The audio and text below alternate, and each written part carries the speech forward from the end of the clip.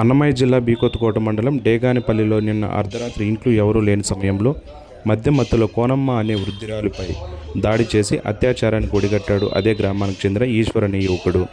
ఉదయం స్థానికులు పోలీసులకు సమాచారం ఇవ్వడంతో విచారణ అనంతరం కేసు నమోదు చేసి అత్యాచారానికి పాల్పడిన యువకుడు ఈశ్వర్ని అదుపులోకి తీసుకున్నారు.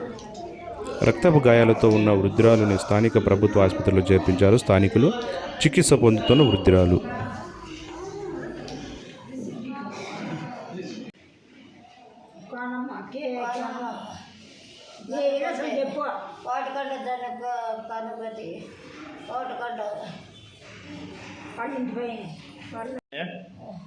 చెప్పు ఏం జరిగిందో మాకు ఊళ్ళో తెలిసిందే, నువ్వు చెప్పాలి. అంతా రొమ్ము నొప్పి స్వామి, కాలు వేసి తొక్కినాడు స్వామి, నేలకేసి తలకాయ కొట్టేసినాడు స్వామి. వాళ్ళు మాది వాళ్ళు